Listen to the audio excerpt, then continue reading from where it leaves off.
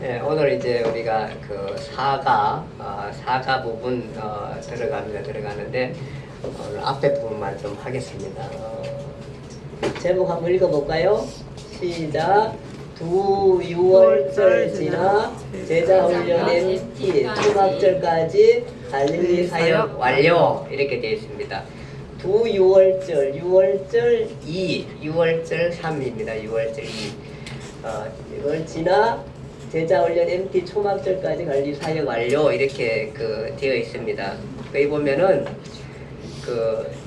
이 두 6월절 지나 초막절까지 갈릴리 사역 완료 이렇게 되었거든요. 거기까지 범위 정하는 부분 나왔는데 왜 여기까지 범위를 정했을까요? 왜냐하면 이때까지는 이제 예루살렘을 안 가십니다. 원래 세 번째는 6월절마다 예수님께서 가시는 게 유대 지역, 유대 예루살렘에 가셨잖아요. 근데 세 번째 6월절에는 예루살렘을 안 가십니다. 그리고는 언제 가시냐면은 초막절 지나서 예루살렘을 가시게 됩니다. 그때가 이제 마지막 가셔가지고 돌아가시게 됩니다. 그렇기 때문에 이 기간 동안에 엄청난 많은 일을 하시죠. 그렇죠? 돌아가시기 전에 많은 일을 하시니까 엄청난 많은 일을 하시는데 오늘은 그 일부분 이제 조금만 보게 되고 아마 다음 주에 많은 일들 하시는 걸 우리가 보게 되리라 생각합니다. 자, 지난주 어떻게 끝났는지 혹시 기억나시나요? 지난주 끝나는 기억이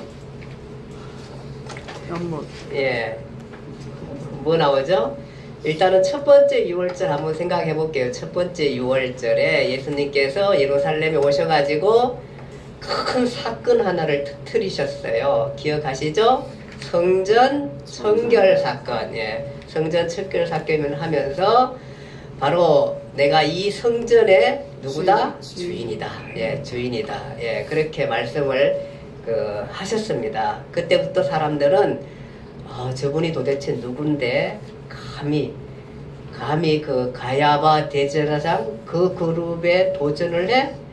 헤로데게 도전을 해? 뭐 이런 생각을 많이 하면 그가 도대체 누구일까 이 생각을 했습니다. 그러면서 계속해서 그가 메시아이고 메시아이고 하나님의 아들로서 자기가 이 땅에 오신 것에 대해서 예수님께서 주장들을 푸시고 주장만 하시지 않죠.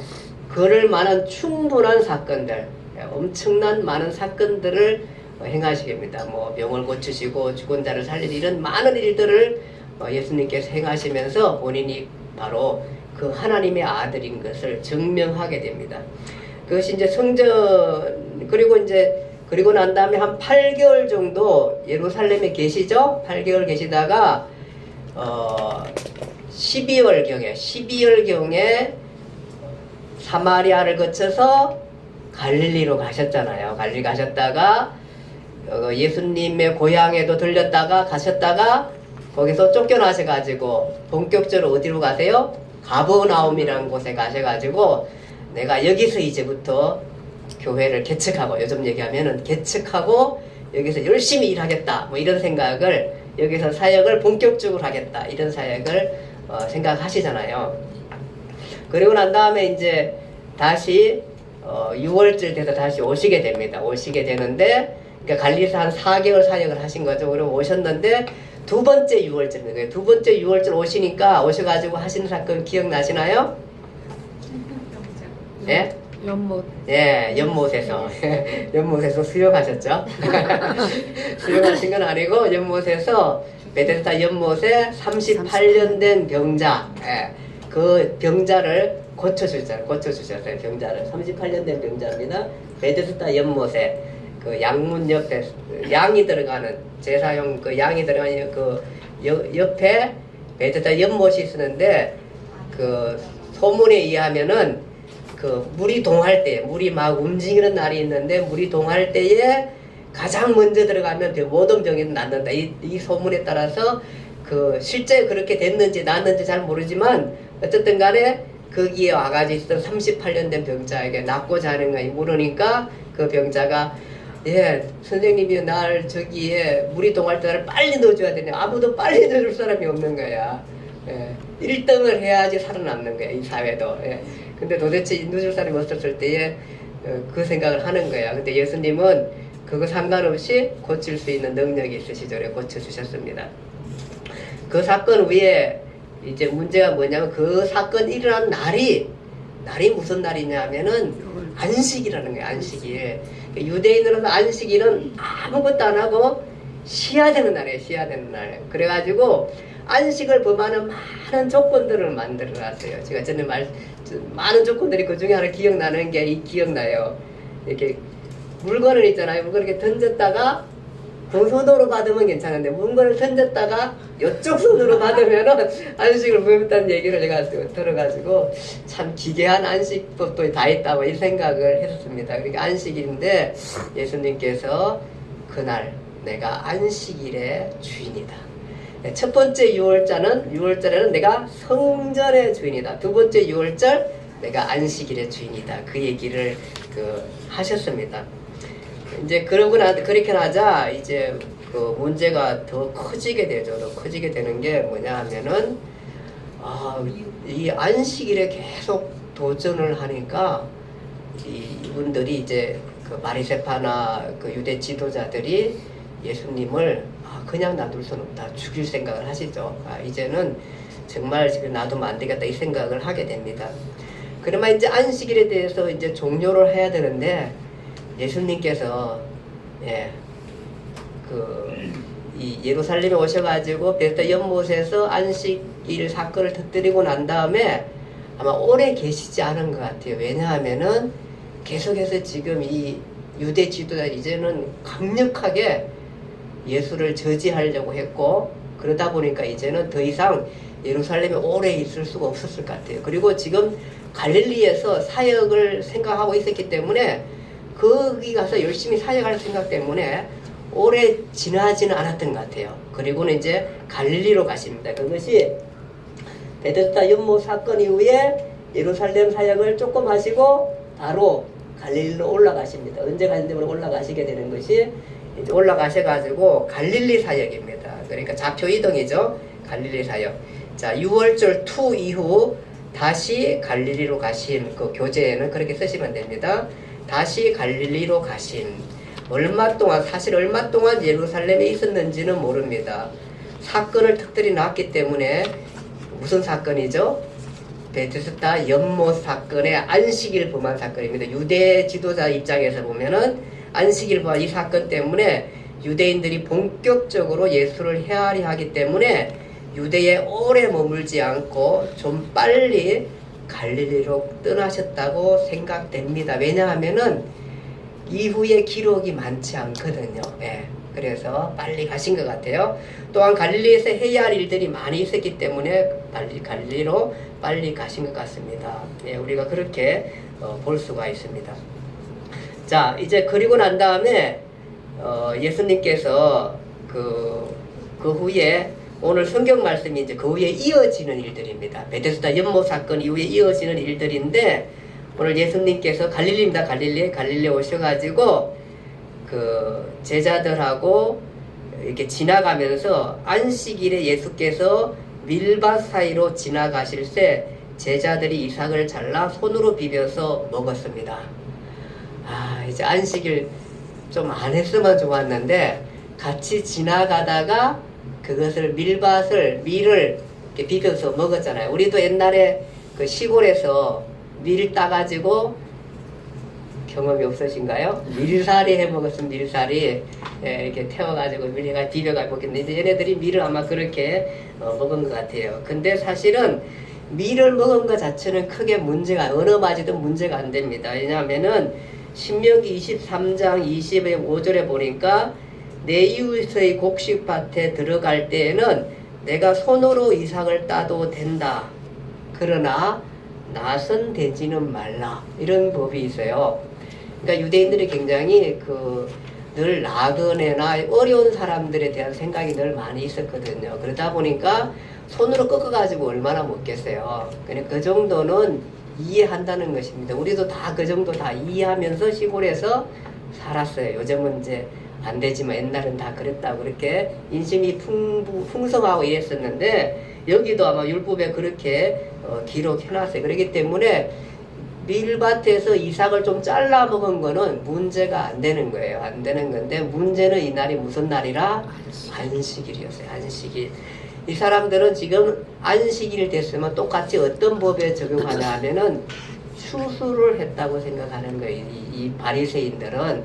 이제 왜냐하면 바리새인들은 더 강력하게 예수를 지켜봐야 돼요. 왜냐하면 수많은 군중들이 사실은 바리새인들 그 중에서 유대 지도자 중에서도 바리새인들은 좀 민중들한테 존중을 받았거든요. 왜냐하면은 자기들이 할 수 없는 그런 도덕률과 법들을 늘 이게 외식적인 게 많아서 그렇지 겉으로 보기에는 지키려고 노력했던 사람이라서 많은 사람들이 또 실질적으로 또 그런 훌륭한 사람들이 많이 있었고 바리새인 가운데 그러다 보니까 존중받는 사람인데 그 많은 수많은 사람들이 바리새인들을 따르지 않고 다 누구를 따라가냐면 예수님을 따르게 되었습니다. 엄청난 대중 군중이 예수님을 따라가니까 이 사람들이 위협을 느끼게 된 것입니다. 문제가 크게 될 것 같으니까.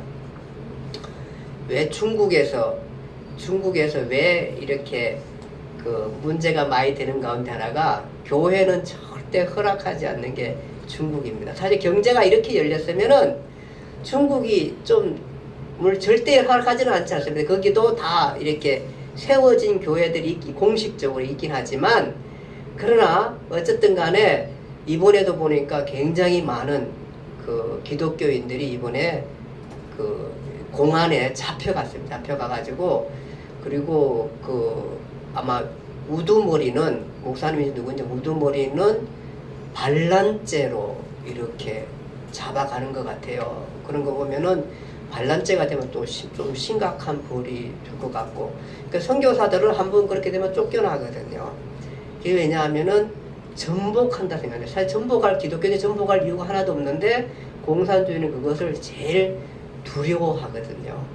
그러니까 우리가 베트남에 갔었을 때도 그 우리 장성교사님이 자기가 만든 그 기도원에는 못 간다잖아요. 원래 공식적으로 또 피해서 가자. 왜냐하면 그거는 원주민들을 접촉해 가서 복음을 전하고 이렇게 되면은 그 사람들을 교화시켜서 다른 쪽으로 꺾어간다. 이렇게 공산주의, 사회주의를 버리게 한다. 이런 생각을 갖고 있는 것 같아요. 어쨌든 이 바리새인들이 그런 어떤 이 되게 그 굉장히 민감한 그럴 때에 특별히 이 안식 문제를 굉장히 강하게 다루고 있는 것입니다. 그럴 때 예수님께서는 뭐라면 다윗이 자기 및 자기와 함께한 자들에게 한 일을 모르냐 그 얘기가 무슨 얘기냐 하면은 다윗이 그 사울을 위해서 쫓겨서 막 도망갈 때에 갈 데가 없어서 막 그 자기 보다로 도망을 갔는데 어디라면 녹당에 그 저기 성전에 들어가요. 성전에 들어가가지고 거기에서 성전 안에 있는 그 진설병, 그 진설병은 이렇게 진설해놓은 떡을 낼지 해놓고 난 다음에 얼마 지나면은 그걸 걷어내거든요. 그거 먹을 수 있는 사람이 제사장이 먹는 거거든요. 그 진설병을 좀 달라고 하니까 처음에는 떡을 좀 먹을 거 좀 달라니까 자기한테 떡이 없고 그거밖에 없다. 들어내 이제 지금 새 떡으로 갈아놓고 바로 들어놓은 때 그거밖에 없는데 너희가 여자를 가까이 하지 않으면 그 떡을 주겠다 이렇게 하잖아요. 그때에 그 줄 수 없는 떡을 제사장이 정말 긴급한 상황에 있었을 때에 그 떡을 나눠준 것을 예를 들면서 너희가 성경에 다윗이 정말로 다윗은 다 존경하거든요. 이 사람들이. 이게 다윗을 내밀은 거예요. 그러니까 이렇게 했는데 그것을 너희가 범죄자로 몰지 않지 않느냐 그 얘기를 예수님께서 하시면서 바로 인자는 안식일의 주인에 또 얘기를 하시게 됩니다.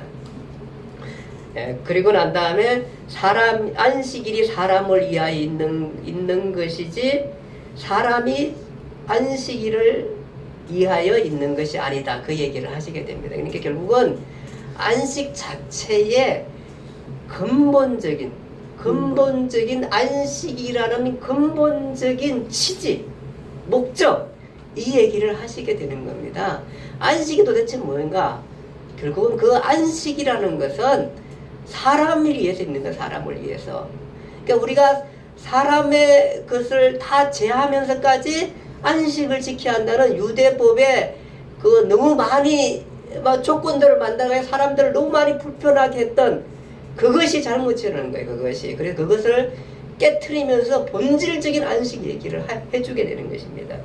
그것이 이제 또 그 후에 있었던 사건 하나가 오늘 읽은 말씀 중에 예수님께서 다른 안식일에 해당에 들어가서 안식일에 손 마른 사람을 고치게 되는 것입니다. 손 마른 사람을 고치니까 그거는 또 보니까 바리새인들이 보고 있었어요.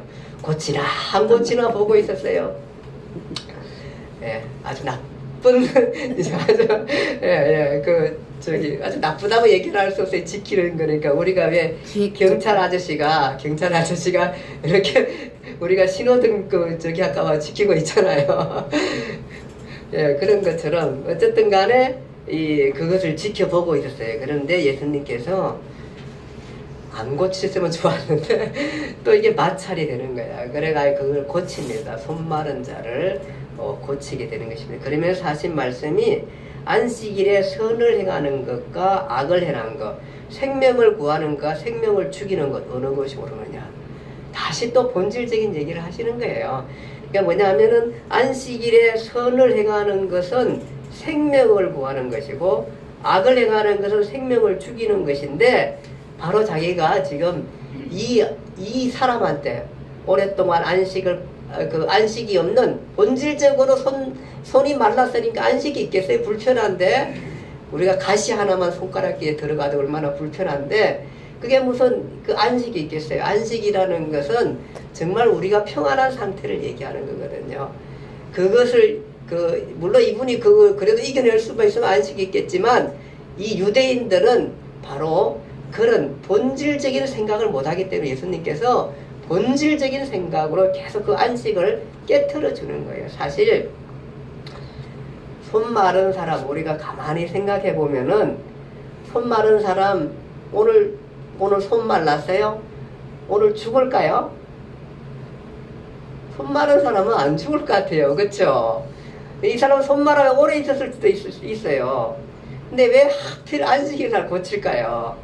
물론 예수님께서 안식일 날 해당에 들어가셔서 봤기 때문에 고쳤을 수도 있지만 아마 의도적으로 어떻게 생각하면 이 안식의 잘못된 개념, 잘못된 취지 이런 것들이 너무 많이 확장되어 있으니까 예수님께 이것을 고치시기를 원했을 거예요. 그래가지고 안식일에 손 마른 사람을 고쳐주게 되는 것입니다. 오랫동안 고통과 오랫동안 불편함 속에 있었던 이 사람을 고쳐주심으로 말미암아 진정한 안식이 무엇인 것을 말씀해 주셨고 바로 본인이 또 그 안식의 주인인 것을 알려주시기 위해서 그렇게 고쳐주셨다. 그렇게 우리가 이해할 수 있습니다. 안식은 평안입니다. 샬롬입니다. 그래서 하나님께서 우리들에게 그런 샬롬, 평안을 주시겠다. 그러니까 파도처럼 밀려오는 평안을 우리 가운데 밀어 넣어 주겠다. 주님께서는 그렇게 말씀하셨거든요. 제가 참 이렇게 예민한 부분이 있어가지고 예민한 부분이 뭐냐 하면은 예민한 부분이 있어서 늘 속에 탈이 잘 나요. 이게 탈이 잘 나. 근데 어떨 때는 보면요. 나는 별로 안 예민하려고 하는데도 예민해져. 밀려와고 예민한 게 밀려와요. 예민한 게 참 그거 성격적으로 그렇다니까요. 너무 밀려온다니까요. 막 파도처럼 밀려와서 예민해져. 난 안 하려고 그러는데 속이 나쁠 때는 더 밀려와. 그게 더 밀려와. 속이 나쁠 때 좀 안 그러면 좋은데. 근데 제가 그래도 주님 믿으면서 많이 생각해가지고 많이 안 예민해졌어요. 요즘은 탈나는 일이 별로 없어. 속에 대해서 감사한 일이죠. 그렇죠? 감사한 일이에요. 그건 뭐냐면은 또 내가 하나님 앞에 기도하고 또 그렇게 예민하게 생각 안 하려고도 하고 또 예민한 일들을 많이 안 만들어. 좀 게을르고 좀 이렇게 좀 그냥 원래 할 건 내일로 미루지 말랐는데 원래 할 건 내일도 가끔은 미루기도 하고 이렇게 돼서 조금 속을 편하게 하려고 하는 의지도 있고 이렇습니다. 어쨌든 간에 근데 주님이 이러시는 것 같아요. 평안을 내게 끼치노니 나의 평안을 너에게 주노라 이러셨는데 우리한테 막 이렇게 평안을 끼쳐주시면서 힘들어도 그냥 그 평안 그냥 나도 모르는 평안을 그냥 막 끼쳐주면 좋겠어요. 아멘. 예, 그런 평안이 좀 되면 좋겠어요. 우리가 사는 게 늘 복잡하고 살아가기 너무 복잡하고 힘들어요. 그냥 제일 좋을 때는 그냥 농사지며 살 때가 제일 편할 것 같아요. 농사지며 살 때가. 어쨌든 간에 살아가기가 어려운데, 근데 우리가 주님께서 평안을 계속 이렇게 밀어주시면은 그런 걸 이겨낼 수 있는 거 아닌가 이런 생각합니다. 살아가기 이렇게 어렵습니다. 근데 그런 것들을 또 사람 관계도 넉넉하게 할 수 있는 그런 평안도 주시면 좋겠어요. 그러면 우리가 모든 관계도 잘하면서 그렇게 이겨낼 수 있는 거 아닌가 이런 생각을 하게 됩니다. 그것이 안식입니다. 안식. 예. 샬롬입니다. 그래서 우리가 인사할 때 샬롬, 평안 이렇게 유대인들이 인사하는 게 바로 그렇게 해서 나옵니다. 자, 그렇게 하고 난 다음에 이제 예수님께서는 그 6월절 이후에 하신 일이 12제자를 확정하게 됩니다. 예. 누가복음 6장 12절 19절, 마가복음 3장 7절 19절이 나오는데 12제자를 이제 확정하게 됩니다. 그 12제자 확정하는 것은 그러니까 이게 바로 두 번째 6월절 이후에 12제자 확정하죠. 사실 우리가 보기에는 제자들이 늘 같이 다닌 것 같은데, 그러니까 그동안에는 이제 본격적으로 일들이 그렇게 많이 진행된 건 아닌 게 예수님께서 이런 큰 사건을 터뜨려서 그렇지 실질적으로 일은 이제부터 엄청난 일들을 하시게 되는 거예요. 그러면서 12제자를 확정할 때에 예수님께서 그 밤새 기도하시고 난 다음에 그 제자들을 확정합니다. 그러니까 그냥 제자 세운 게 아니에요. 오랫동안 두고 보면서 12명의 제자를 확정합니다. 누군지 아시죠? 베드로, 안드레, 세베대 아들 야고보, 요한, 빌립, 바돌로메, 도마, 마테, 알페오 아들 야고보, 그 다음에 다데오, 시몬, 가룟 유다. 예, 이런 사람들입니다. 12명입니다. 베안야요, 빌바, 도마, 야다, 시, 유. 제가 이렇게 외웠어요. 베안야요, 빌바, 도마, 야다, 시, 유. 예, 이렇게 해서. 예, 그래서 앞에 자만 따가지고 그렇게 외워 되겠습니다. 그리고 이들에게 귀신을 내쫓는 능력과 모든 병과 약한 것을 고치는 능력을 주십니다. 그래서 이 12제자는 사실 구약에 12지파가 있었잖아요. 그치? 12지파가 있었던 것처럼 12제자를 세우시면서 신약의 성도들을 대표하는 사람들입니다. 그래서 구약의 12지파를 대신한 신약의 12제자를 다시 뽑아가지고 예수님께서 신약의 일들을 하시게 되는 것입니다. 12지파가 이어가는 하나님 나라 백성, 영적 이스라엘이 탄생되고 하나님 나라가 세계사를 향한 조직을 행하게 되는 것입니다. 자, 그 다음에 12제자를 세우고 난 다음에 하시는 일이 뭐냐 하면은 산상수훈을 베풉니다. 마태복음 5장에서 7장입니다. 그러니까 그 마태복음에 보면은 사실은 그 4장 끝이 갈릴리 사역입니다. 그래서 5장이 1차 갈릴리 사역 때 있었던 것으로 우리가 생각할 수 있는데 그런 것은 아니고 4장과 5장 사이에 두 번째 6월절 베데스다 연못 사건이 있었습니다. 그러니까 연못 사건 이후에 그 다음에 제자를 세우시고 그 다음에 산상수훈을 발표하게 되는 것입니다. 그러니까 12제자를 세우고 난 다음에 우리가 산상수훈을 했다 이런 것을 우리가 생각해야 합니다. 근데 마태복음만 보면은 이거 그냥 금방 산상수훈 얘기한 것 같이 5장에 나오다 보니까 사실은 그렇지 않고 두 번째 6월절 지나서 12제자를 세우시고 그 다음에 산상수훈을 발표하게 되는 것입니다. 산상수훈은 마태복음 5장에서 7절에 그 5장부터 7장까지 기록이고요. 우리는 이것을 황금률이라 그렇게 얘기하기도 합니다. 구원받은 백성들이 어떻게 살아가야 하는가를 제일 먼저 누구들에게? 제자들에게. 그래서 12제자에게 제일 먼저 메시지를 주게 되시고 12제자뿐만 아니라 12제자를 통한 모든 구원받는 신약의 백성들이 어떤 법을 가지고 살아가야 하는 것을 우리가 가르쳐 주게 됩니다. 왜 이스라엘 백성들이, 그러니까 구약의 이스라엘 백성들이 시내산에서 율법을 받았잖아요. 그렇죠? 율법을 받아가지고 너는 내 백성이라 이 말씀대로 행하라 그 얘기를 바로 주셨는데, 똑같이 예수님께서는 지금 신약의 백성들에게 그 말씀을 주시는데, 구약 그러면은 신약 백성 구약 백성 다른가 이렇게 얘기할 수 있지만, 예수님은 지금 뭐냐 하면은 구약의 율법을 재해석해 주는 겁니다. 율법을 주셨는데 그 율법의 취지와 가장 근본적인 율법의 의미를 주시기 위해서 산상구원을 주시게 되는 것입니다. 그러니까 예수님께서는 그거 보면은 옛사람에게 이렇게 말했는데 나는 너희에게 이렇게 말한다 얘기하잖아요. 그 옛사람에게 말한 구약의 율법을 예수님께서 권위를 가지고, 율법의 창조에 하신 그분이 권위를 가지고 그 부분을 해석해 주시는 것입니다. 해석해 주시는데 그 부분의 해석이 굉장히 탁월합니다. 우리가 마태복음 5장부터 한번 볼게요. 5장부터 잠깐 보고 넘어가겠습니다. 마태복음 5장입니다. 5장. 일단 거기 5장은 이제 산상수니까 좀 보고요. 제가 그 팔복 가운데 21절 한번 볼게요. 이렇게 되어 있습니다.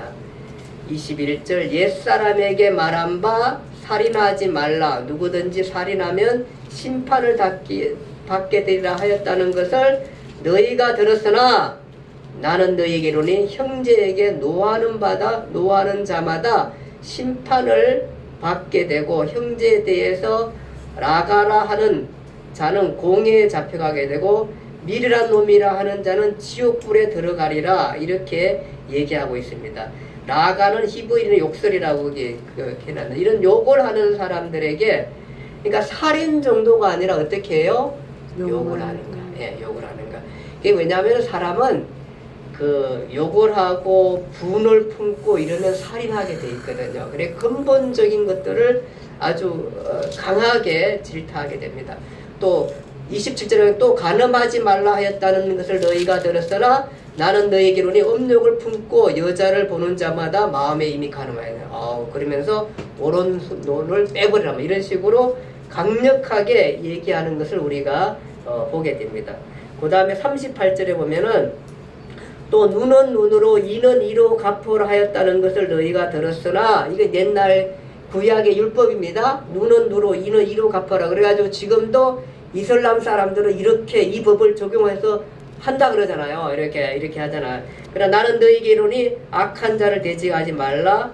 누구든지 내 오른뺨을 치거든 왼뺨을 돌려대며. 이렇게 말합니다. 또 너를 고발하여 속옷을 가지고 하는 자에게는 겉옷까지 가지게 하며, 또 누구든지 너를 억지로 오리를 가라 하거든 그 사람을 위해서 심리를 동의하고 내게 구하는 자에게 주며 내게 꾸고자 하는 자에게 거절하지 말라.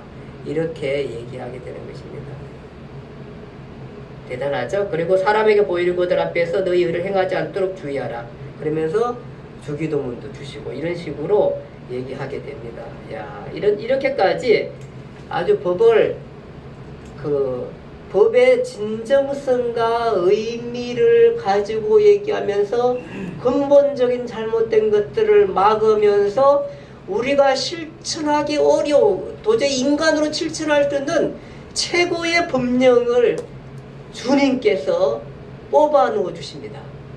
야, 이게 구독까지 달라고 소독까지 벌써 줄 거예요. 우리가 그게 너무너무 어려운 법입니다. 오리를 가라 같이 갔는데 심리까지, 이거는 좀 가줄 수는 있었긴 했을 것 같아요. 심리 4km니까 뭐 우리가 등산한다 생각하면 가죠. 그러나 어쨌든 그 법의 취지입니다. 법의 취지인데, 눈은 눈으로 이는 이로 갚겠다가 나 살인은 살인을 갚고 눈을 빼는 눈을 갚겠다는 유대 율법에 대해서 예수님께서 근본적인 의미를, 인간의 존중성에 대한, 인간 삶의 존중이나 이런 것들에 대한 것들을 아주 근원적인 율법을 만들었던, 법이 필요한 이유를 만들었던, 사실 법은 뭐냐 하면은 법 자체가 아니라 사람 자체가 얼마나 소중하고 중요한가를 예수님께서 그것을 가르치기 위해서 이 말씀을 지금 하시게 되는 것입니다. 그러면서 너희 사랑에 대해서 그렇게 말씀을 하시게 되는 겁니다. 대단하시죠? 이런 법이 도대체 어디 있어? 이것은 우리가 할 수 없는 법입니다. 그렇지만 우리가 이런 마음을 갖고 이런 근본적인 생각을 갖고 삶을 살아가라는 것입니다. 삶을 잣대로 자꾸 제가 이건 안 되고 이렇게 하지 말고 이 취지가 얼마나 큰 것이, 법이라는 이 취지가 얼마나 큰 것이, 하나님이 인간을 얼마나 존중하고 사랑하고 사람에 대해서 하나님의 생각이 얼마나 큰 건지를 갖고 근본적으로 사람을 생각하라, 그 얘기를 하게 되는 것입니다. 제가 이번에 그 아동 학부모 간담회 하면서 제가 아동 인권 교육을 했습니다. 인권 교육을 했는데 다행히도 좋은 자료가 있어가지고 마치 인권 교육 강사처럼 제가 했어요. 근데 인권 교육을 하는데 근본적으로 바로 뭐냐 하면은 그것이 인간을 우리가 어떻게 생각하는 부분입니다. 이게 사실 거기도 보면은 뭐 그 장애인과 비장애인 차이들 뭐 이런 얘기들도 어떻게 하고, 그 표지판도 장애인 표지판은 이렇게 앞에 이렇게 잡고 이렇게 표시 있는 거 이게 잘못됐대요. 장애인 표지가 이렇게 돼 있잖아. 이러면은 장애인은 이렇게만 이렇게 그냥 누가 밀어주는 데만 살아가야 되는데 요즘 표지판은 굴러게 돼 있어. 자기가 이렇게 돼 있어. 이렇게 표지판이 그렇게 바뀌고, 요즘은 또 서양에는 더 잘 바꿔놨더라고요. 그러니까 이런 생각, 굉장히 그 예민한 생각들을 해가지고 그런 것들을 다 하고, 이런 것들이 다 뭐냐 하면은 인간 존중에서 다 나오는 거죠. 그것이 하나님이 인간을 이렇게 사랑한 것입니다. 사실은 그런 생각을 갖고 이 법의 취지를 만들었다, 그 얘기를 주님께서는 하고 싶은 것입니다. 그러면서 그 팔복에 대해서도 말씀하시게 됩니다. 심령이 가난한 자는 복이 있나니 천국이 저희 것이며, 애통하는 자는 복이 있는데 그들이 이루를 받을 것이며, 온유한 자는 복이 있나니 그들이 땅을 기업으로 받을 것이요, 의에 줄이고 목마른 자는 복이 있나니 그들은 배부를 것이요, 긍휼히 여긴 자는 복이 있나니 그들이 긍휼히 유명을 받을 것이라. 마음이 청결한 자는 복이 있나니 그들이 하나님을 볼 것이며, 합평하게 하는 자는 복이 있나니 그들이 하나님의 아들이라 일컬음을 받을 것이니라. 너희가 가난해 봤느냐? 가난하다고 원망들은 많이 했지만 네가 가난함으로 말미암아 그 가난한 사람, 나보다 훨씬 가난한 수많은 사람들에 대해서 그들의 아픔을 알고 그들의 삶을 알고 그들을 위로할 자가 되었느냐? 바로 그런 자세를 가지라는 것입니다. 애통하는 자가 복이 있나니 애통해 봤느냐? 너는 복이 있다. 네가 왜냐하면 네가 애통하는 자이기 때문에. 너는 복이 있다. 왜냐하면 너가 가난한 자이기 때문에. 우리는 애통하고 가난한 일들 가운데서 너희가 원망을 해봤지만 정말로 애통하는 사람의 심정을 이제 너희는 헤아릴 수 있는 사람이다. 아멘. 너희는 가난해 봤느냐? 너희는 가난한 사람들의 심정을 이제는 헤아릴 수 있는 바로 그런 제자다. 그 12명의 제자를 앉혀놓고 지금 그 얘기를 하시는 것입니다. 그 얘기를 하는 겁니다. 온유한 자는 복이 있나니 너희가 그들이 땅을 기업으로 받을 것이요, 의에 줄이고 목마른 자는 복이 있나니 그들이 베풀을 것입니다. 긍휼히 여기는 자는 복이 있는 그들이 긍휼히 여김을 받을 것입니다. 이런